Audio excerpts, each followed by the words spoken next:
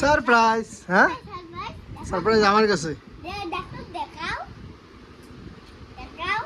হ্যাঁ, আগে আগে বাবাকে বলো, বাবা তুমি যে ডাক্তার দেখাতে গেছো, ডাক্তার কি বলছে? তুমি যে বাবা তোমাকে ডাক্তার দেখাতে গেছি, তুমি কি আনছিলে বলো তো? ডাক্তার কি বলছে বলো? ডাক্তার কি বলছে বলো তো? বলবো, সব বলবো। আগে তোমার সারপ্রাইজটা নাও। দেখাও। ও সারপ্রাইজ! কি এটা? এই বিস্কুট। এটা পার্লিজি বিস্কিট।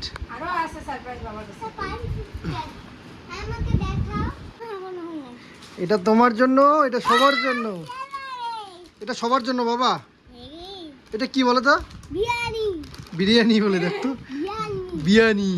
এটা বিরিয়ানি নয়, এটা ঝুড়ি। এটা সবার জন্য, তোমার জন্য, ঠাকুরদার জন্য, সবার জন্য বিরিয়ানি। বিরিয়ানি। আরো সারপ্রাইজ।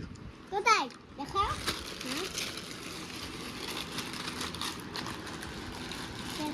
ও ম্যাগি। ইয়ে, এখন এই কালকে ভিডিও কমেন্ট আছে, সব সময় শুধু বড় ছেলেকে সারপ্রাইজ দাও, ছোট ছেলেকে দাও না। আসলে বড় ছেলে সারপ্রাইজ বুঝে, ছোট ছেলে বোঝে না, তাই তো? একদম। তিন জিনিসটাই তো নিয়ে আসেন।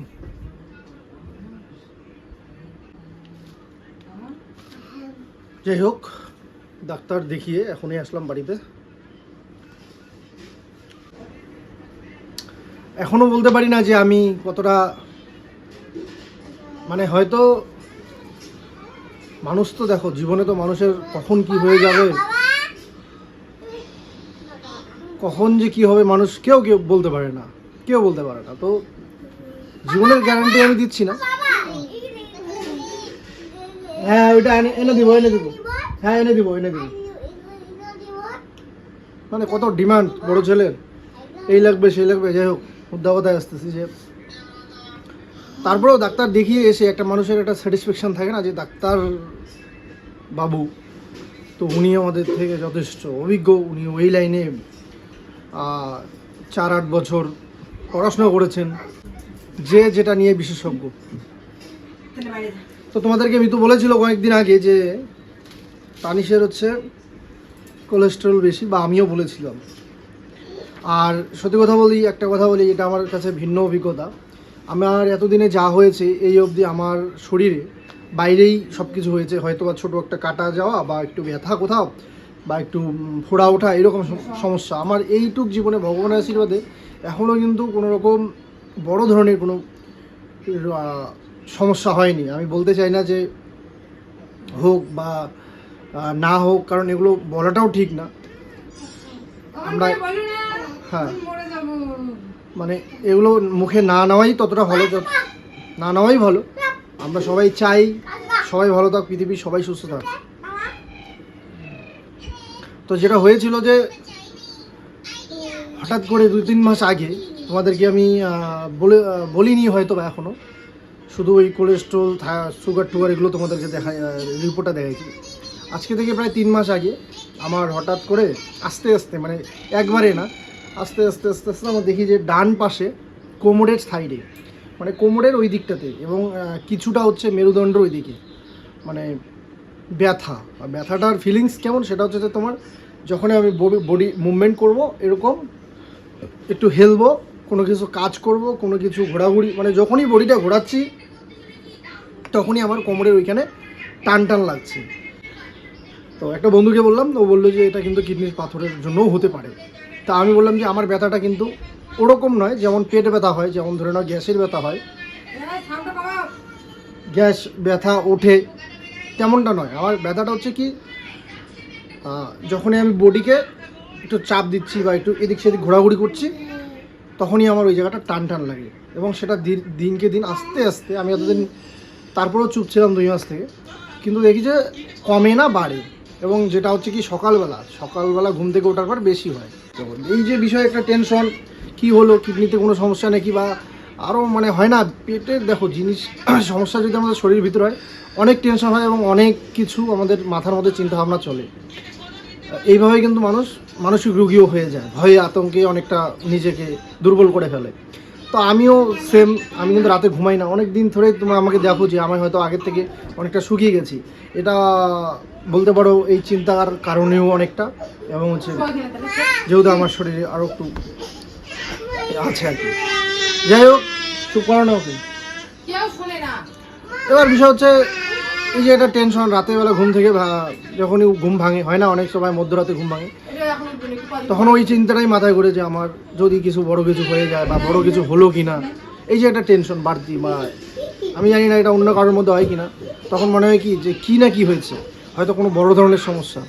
এবার বড় ধরনের সমস্যা হলো আমাদের মতো মধ্যবিত্ত বা যারা আছো তারা বুঝতেই পারো যে কতটা, আমাদের এখানে কিচ্ছু নেই আমাদের এদিকে, স্পেশালি আমাদের নর্থ বেঙ্গলে, কোচবিহারে আমাদের যেতে হবে তোমার ওই ব্যাঙ্গালোর সাউথে। তো ওখানে যাওয়া মানে একটা হিউজ অ্যামাউন্ট। তো আমরা অনেক সময় আমাদের মতো ফ্যামিলি বা যারা আছো তাদের তো বোঝোই, এই সব আর বলতে যাই না। তো অনেক চিন্তা ভাবনা এরকম করে, মানে অনেক টেনশন, আমি বুঝতেও দিতাম না, মিতুকে মাঝে মাঝে বলতাম, ও টেনশন করে খামোখা, আমি যেন ওকে বলাই বাদ দিয়ে দিয়েছি আজকে মাঝখানে। যখন গেছে আমি আর খাওয়া দাওয়া করিনি, যখন আসলো এইমাত্র খাইলাম। তো তারপরে আমি মনটা ভালো লাগে না, তা আমি ভাবলাম কি আমি কয়েকটা টেস্ট করে নিই, ব্লাড টেস্ট, ল্যাব যেহেতু পরিচিত একজন আছে, তো ব্লাড দিয়ে আসলাম। ওই মোটামুটি কয়েকটা দিল, কয়েকটার মধ্যে যেমন ধরে নাও তোমাদেরকে বলছিলাম আর কি, সেটা হচ্ছে আজকে নিয়ে আসছি পিডিএফ ফাইলটা বের করে পিডিএফ থেকে। একটা তো এমনি নর্মাল হিমোগ্লোবিন কত আছে নেই, আর একটা আছে তোমার প্লাজমা গ্লুকোজ, আর সিরাম ইউরিয়া, তারপরে ক্রিয়েটিনাইন, তারপরে এখানে আছে লিপিড প্রোফাইল যেগুলো হয়। তো দেখলাম যে সিরাম ইউরিয়া বা কি, মানে যদি কোনো সমস্যা কিডনি বা অন্য কোনো, তাহলে হয়তো বা ধরা পড়ে, অনেক সময় আমাদের ব্লাড টেস্টেই ধরা পড়ে। তো যাই হোক, তখন একটু ব্লাড টেস্টটা এই যে রিপোর্টটা দেখে আমার একটু ওখানে, ওহো এর আগের দিন কি রিপোর্ট দেখাইছিলাম, এই জন্য ভিডিও বন্ধ হয়েছিল নাকি? রিপোর্টের জন্য না, কি সে বানায় দিয়েছিল না, কি জানি করে, কি একটা কার্ড বানায় না, আয়ুষ্মান কার্ড নাকি, হ্যাঁ, হ্যাঁ। আধার কার্ড আর সে দেখাচ্ছিল রিপোর্টের জন্য। এগুলো তো দিদি দেখাই আবার আসে। তো এটা সেদিন দেখায়নি, মুখে বলছিলাম, পিডিএফ ছিল আমার মোবাইলে। তো দেখার পরে একটু খানিকটা স্বস্তি, কিন্তু তারপরে টেনশন কম ছিল না, কারণ ব্যথাটা তখনই আমি হাঁটাচলা করি তখনই হয়, টান লাগে, অনেক রকম অস্বস্তি হয় আর কি। তারপরে অনেক চিন্তা ভাবনা করে ভাবলাম যে না, দেখিয়ে নিই। তো ফাইনালি আজকে বেরিয়ে গেলাম। বেরিয়ে যাওয়ার পরে 2-1 দিন একটু খোঁজ টোজ নিলাম যে আশেপাশে আর কি। আপাতত শুরুর থেকে তো মানে আবার যে খুব তীব্র যন্ত্রণা এমনটা না, তো ভাবছি যে না, একেবারে যে কুচবিহারে যাবো, একেবারে শিলিগুড়ি যাবো বা বাইরে যাবো তেমনটা না করি, দেখি না আগে, যেহেতু সমস্যাটা একেবারে যে ইসে লেভেলের সেটা না, আমি আগে দেখি কি বলে। তো সবথেকে ভয় লাগছিল আমার কিডনির যদি কিছু একটা, আর অনেক চিন্তা হয়, তোমার বোঝোই যে এই বয়সে এসে অনেক চিন্তা হয়। এই বয়সে বলতে এরকম বয়সে বিয়ের পর আর কি একটা ছেলের। তো আমি জেনারেল ফিজিশিয়ান এমডি একজনকে দেখালাম, তো আমাদের মাথাও হসপিটালেরই, মহকুমা হসপিটালেরই, ওই তো জেনারেল ফিজিশিয়ান ডিপিএস এমডি, আর সৈকত দাস, উনি ভালো। তারপর কথা বললাম, উনি দেখলেন, দেখে যেটা বললেন যে এটা 100% নার্ভের ব্যথা। তো তারপর খানিকটা আবার স্বস্তি পেলাম। তো আরও অনেক কিছু জিজ্ঞেস করলো যে অ্যাকচুয়ালি কী সমস্যা হয়। আমার কিন্তু ডান পাটা ঝিনঝিনও করে, পায়ের সাইডটা, এটাও বললাম, ঝিম করে, একটু হালকা, বুঝতেই পারো যেরকমটা হয় নার্ভের ব্যথা। পরে বললো যে এগুলো সব নার্ভেরই ব্যথার লক্ষণ আর কি। তো যাই হোক, কিছু টেস্টও দিয়েছে যেগুলো হচ্ছে শিলিগুড়িতে গিয়ে করতে হবে। আর আপাতত মেডিসিন দিয়েছে, 15 দিনের মতো এই মেডিসিন দিয়েছে, যেটা কিনা 1 সপ্তাহের মধ্যে আমি আগে খাই, খেয়ে আবার যদি দেখি কম বা বেশি বুঝতে পারি, তাহলে হচ্ছে ওনার সঙ্গে আবার দেখা করতে হবে। যাই হোক, এই যে একটা বিষয়। তবে আমি শুধু ভগবানের কাছে এটা প্রার্থনা করছি যে আমার ওষুধগুলো খেয়ে যেন ব্যথাটা সেরে যায়, কমে যায়। তবে উনি বললেন যে এটা একটা সমস্যা, যেটা হচ্ছে ফিজিওথেরাপিস্ট হলে ভালো হয়, সবসময় ফিজিওথেরাপিস্টের সাজেস্টে থাকতে হয়। দ্বিতীয় কথা কিছু এক্সারসাইজ আছে, আর তৃতীয় কথা হচ্ছে টেস্টটা করিয়ে নেওয়া ভালো, যেটা শিলিগুড়িতে করতে হবে, আর মানে বড় জায়গায় করতে হবে, আর মেডিসিনটা কম বেশি চলতে থাকে এই সমস্যাগুলোতে। তো যাই হোক, তারপরেও কোলেস্ট্রলের ওষুধ নিয়ে আসলাম। কোলেস্ট্রলটা যেহেতু আমার হাই, বললাম ওই রিপোর্টগুলোও দেখালাম, তো বললো যে অন্য কোনো তো সমস্যা এটা দেখতে পাচ্ছি না, মানে নার্ভেরই সমস্যা আর কি। তখন খানিকটা আমি রিলিফ পেলাম। যাই হোক, অনেক টেনশন হচ্ছিলো যে কী না কী, কারণ এরকম তো আমার সমস্যা কোনোদিনও হয়নি। আমি জানি আগে যদি ইউটিউবে বলতাম তাহলে কিন্তু হয়তো তোমরা অনেকে অনেক সাজেশন দিতে এসে করতে। তো যে টেস্টটা দিচ্ছে সেটাও যদি দেখি শীঘ্রই করা যায় শিলিগুড়িতে গিয়ে, তো এটাই আর কি বিষয়। যাই হোক, মেডিসিনগুলো খাই, সবার আশীর্বাদের জন্য আমার এই সমস্যাটা দূর হয়ে যায়, এটাই চাই। আমার কাছে তুমি কোথায় আসতো? সরেও বলো তো, লাইন চলে গেছে, গেছে। সকাল থেকে কোনো রকম ভিডিও শ্যুট করিনি বন্ধুরা, তার কারণ আমি একটা টেনশনের মধ্যে ছিলাম। যেহেতু আজকে ডাক্তারের কাছে গেছে, তো তোমরা পুরোটা তো শুনলেই কি সমস্যা ওর বললই। তো সেই জন্য একটা টেনশনের মধ্যে ছিলাম যে কি বলে কি না বলে। আসলে ও যেভাবে আমাকে বলছিল তাই ভেবেছিলাম কিডনিতে যদি ব্যথা হয় তাহলে কিডনিতে আবার পাথর বা অন্য কিছু ধরা পড়ে নাকি, যার কারণে খুব টেনশনের মধ্যে ভয়ের মধ্যে ছিলাম।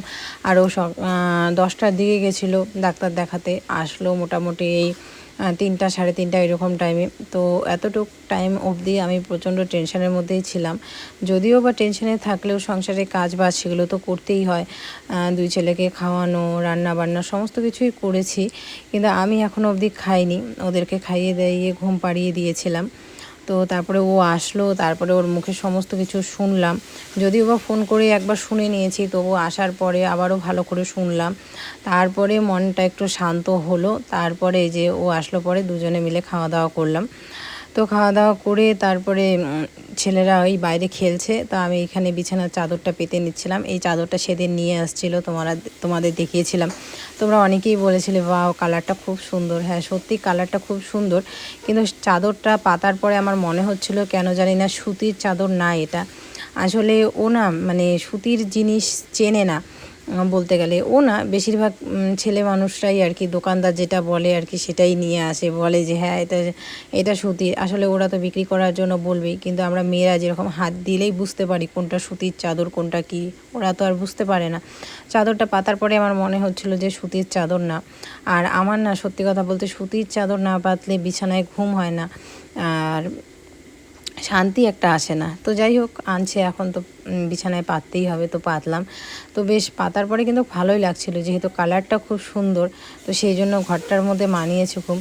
আর হ্যাঁ আমি জানি ব্যাকগ্রাউন্ডটার জন্য হয়তো বা অনেকটা খারাপ লাগছে, ব্যাকগ্রাউন্ডটা খারাপ, কিন্তু কোনো ব্যাপার না, এটা কালকেই ঠিক হয়ে যাবে, তোমরা দেখতেই পারবে কালকের ব্লগে। আর এখন বালিশের কাভারগুলো লাগিয়ে দিচ্ছি। আরও 2টা বালিশের কাভার অর্ডার দিয়েছি, তো 2টা আসতে একটু সময় লাগবে, কারণ বুঝতেই পারো আমরা গ্রামে থাকি। এই আজকে অর্ডার দিলাম কালকে চলে আসলো এরকমটা হয় না। অর্ডার দেওয়ার পরে মিনিমাম 5-6 দিন তো মিনিমাম, তারপরেও আরও অনেক লেট হয়ে যায় আসতে আসতে। তো ওটা যবে আসবে তবে তো পাতবই, তোমরা দেখতেই পারবে। আরও কিছু জিনিস অর্ডার দিয়েছি অনলাইনে, আসতে অনেক লেট হয়, এটাই খুব খারাপ লাগে। যেরকম কাছে পিঠে কোনো দোকানও নেই, বাজারও দূরে, সেরকমই অনলাইনে যদি অর্ডার দিই সেটাও আসতে অনেক লেট হয়। তো যাই হোক, এখন দুনিয়া রাজ্যের বাসন কুসন ধোবো, তার সাথে ঘরটা পরিষ্কার করব। দুপুরবেলা একবার ঘর মুছে নিয়েছি আমি, ছেলেরা খাওয়ার পরে কি অবস্থা হয়, জল ফেলে রাখে, এঁটোঘাটো থাকে, তো সেই জন্য সকাল মানে দুপুর দিকে ঘর মুছেছি। তো ঘর মুছবো না, ঝাড় দেবো ভালো করে। আর এত বালি আমার ঘরটা হয় না কি বলবো, এই বারবার করে অনেক সময় জুতা ছাড়াই উঠে পড়ে মিতাংশ মিথিল। পুরো ঘরের লুকটাই কিন্তু একদম চেঞ্জ হয়ে গেছে, শুধু ওই 2টা বালিশের কাভার একদম মানায়নি। যে 2টা আমি কিন্তু অর্ডার দিয়েছি অনলাইনে, কালকে না পরশু দিন অর্ডার দিয়েছি, তো জানি না কবে আসবে, কারণ আমাদের এখানে তো আসতে একটু লেট হয় ডেলিভারি দিতে। তো আসলে পরে এটা লাগাবো। তো চলো এখন ঘরটা ঝাড় দিব, আর ঘরটা পরিষ্কার করা হয়ে গেছে। আর দুনিয়ার রাজ্যের বাসনও আছে, এই দেখো আমার জন্য অপেক্ষা করে। তো মাজবো, উঠান ঝাড় দিব। চলো দেখতে থাকো, ঘরটা আগে ঝাড় দিয়ে নিই। পিছনে জামা কাপড় আছে, ওগুলো আনতে হবে। তো এখন উঠান ঝাড় দিব, তার আগে ঘরটা সুন্দর করে ঝাড়ু দিয়ে নিচ্ছি। আর এই ঝাড়ুটা কালকে নিয়ে আসছিল, কালকে না, হ্যাঁ সোমবার দিন ঝাড়ু নিয়ে আসছিল। সোমবার দিন বলেছিলাম, মঙ্গলবারে তো ঝাড়ু আনা যায় না, সোমবার দিন ঝাড়ু নিয়ে আসছিল। তো ঝাড়ুটা বেশ ভালোই, খাটো হয়ে গেলে না ওগুলো ঝাড়ু দিয়ে ঝাড় দিতে খুব অসুবিধা হয়। তো এই ঝাড়ুটা নিয়ে আসছে। আর কোমরের ব্যথা বাড়ছে, তার জন্য কিন্তু একটা মফ না কি বলে ওটা অর্ডার দিয়েছি, জানি না ওটা আবার কবে আসবে। ওই যে বললাম অনেক কিছু অর্ডার দিয়েছি, আসতে অনেক লেট হয়, অনেক লেট হয়। তো যাই হোক, এদিকে এখন উঠানটা ঝাড় দিব। উঠানটায় অনেক শ্যাওলা পড়েছে, তোমরা অনেকেই বলো যে শ্যাওলা পড়েছে, শ্যাওলাগুলো তো তুলতে পারো। তো এগুলো এখন তুলে লাভ নেই, বুঝেছো। আর গোবর দিয়ে মুছবো তাও লাভ নেই, এই বৃষ্টির জন্য ওই জায়গাটায় জল জমে থাকে না, সেই জন্য। আর শ্যাওলাগুলো যে মাটিটা চেঁচে ফেলে দেবো, গর্ত হয়ে যায় জানো উঠানটা, পরে আরও বেশি করে জল জমে থাকে। তো আজকে কি সুন্দর করে পুজো দিয়েছি, দেখতে পেলে অনেক ফুল পেয়েছি আজকে। তো ফুল পেলে না দেখবে একটা পুজো দিলে না আলাদাই ভালো লাগে, সুন্দর করে আসন সাজানো। এর আগের দিন না কোন দিনের ব্লগে তোমরা দুই একজন বলেছিল যে তোমার কি ঠাকুর ঘর নেই। ঠাকুর ঘর আছে তো, বাবা যেই ঘরে থাকে ওই পাশ দিয়ে এক সাইডে ঠাকুর আছে, ওইখানে ঠাকুরের আসন রাখা আছে, ওখানে পুজো দিই আমি। তো বেশিরভাগটা বাইরে কেন দেখাই বলো তো, এই জায়গাটা পুরো ফাঁকা না, এই জায়গাটায় মানে ভিডিও করতে সুবিধা হয়, ভালো লাগে দেখতে। তো সেই জন্যই কিন্তু আমি বাইরেটাই দেখাই, বেশিরভাগটা ঘরেরটা দেখাই না। আর আমার ঘরে ঠাকুরের আসন আমি কিনেছি তো স্টিলের, সেটাও হয়তো বা তোমরা দেখেছো। যতদিন না মন্দির টন্দিরগুলো হচ্ছে, এই ঘর বাড়ির কাজ হচ্ছে, ততদিন আর এইভাবে দেখাতেও ভালো লাগে না। আজকে প্রচুর কাপড় ধুয়ে দিয়েছি বন্ধুরা, আসলে এই যে পর্দাগুলো তো দেখতেই পারছো, আর বাড়ির পিছনেও আসলে অনেক কাপড় আছে। কালকে যে ঘরে রং করা হয়েছিল, যার কারণে কিন্তু অনেক কাপড় বেরিয়েছিল। বিছানার চাদর দুটো, একটা ব্ল্যাঙ্কেটের কাভার যেটা ওই যে সোফার মধ্যে মানে রাখতাম দিয়ে ওটা, তারপরে ছেলেদের দুনিয়ার রাজ্যের জামা কাপড় সব ধুয়ে দিয়েছি, কিচ্ছু আজকে শুকায়নি। যেই সকালবেলা থেকে যেরকম রৌদ্র উঠেছিল সে তখন কিন্তু শুকিয়ে যেত, কিন্তু সকালবেলা ধুতে পারিনি, ওই দুপুরের দিকে যখন ছেলেরা ঘুমিয়েছিল তখন ধুয়ে দিয়েছিলাম, একটা কিচ্ছু শুকায়নি। আর আকাশটা না দুপুরের পর থেকে একটু মেঘলা হয়ে আছিল, তো যার কারণে তখন আর ধুয়ে দিয়েছি, আর শুকায়নি। থাক, কালকে শুকিয়ে যাবে। আর ওগুলো আমার অতটাও জরুরি কিছু না, বিছানার চাদর এখন অনেক আছে, আর ছেলেদের জামা কাপড়ও আছে, তো সেই জন্য না শুকালে নাই। একদিন দুদিন তবুও চালানো যায়, কিন্তু কন্টিনিউ যখন বৃষ্টি হয় না তখন আবার আমার সব কিছু শর্ট পড়ে যায় আর কি, ছেলেদের জামা কাপড়। তো উঠানটা ঝাড় দিয়ে নিচ্ছি। আর সকাল বিকাল দুটো আমি উঠানটা ঝাড় না দিলে না পাতা এত পড়ে যায়, মানে আজকে যদি এখন বিকেলবেলা ঝাড় না দিই তাহলে কালকে আবার অনেক পাতা হয়ে যাবে। রেস্ট করা আর নেই, আরও কিছু কাজ ছিল, ওগুলো করে তারপরে এই যে শুরু করে দিল এখানে রং করতে। তো এই আছে আমার কোথায় যাচ্ছ বাবা, আর বাইরে যেতে হবে না। তো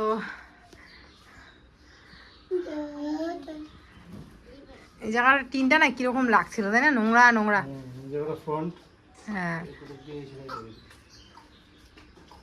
পুরাটাই কি শেষ হয়ে গেল? এর আমাদের দাদা ভাইয়ের পিঠটা দেখো, এই দেখো বুন্দি আইসি গিরিকা। পুরোটা রং করার পরে দেখো লুকটা কি সুন্দর এসেছে না, বেশ ভালো লাগছে দেখতে। আর শুধু এই পাশটা না, এই যে আমাদের এই সামনাটা এটাও কিন্তু রং করা হয়েছে। তো কালকে দিনের বেলা ভালো করে দেখাবো, এখন তো বুঝতেই পারছো আলোর অভাব, তো যার কারণে এখন তোমরা অতটা ভালো বুঝতেও পারবে না। খুব সুন্দর লাগছে কালারটা। আর তোমরা অনেকেই কমেন্ট করেছো যে এই কালারটাই তোমরা দেওয়ালে লাগাও, তো দেখা যাক কোন কালারটা লাগাই, তোমরা দেখতেই পারবে। তো কীরকম লাগলো আজকের ব্লগটা বন্ধুরা।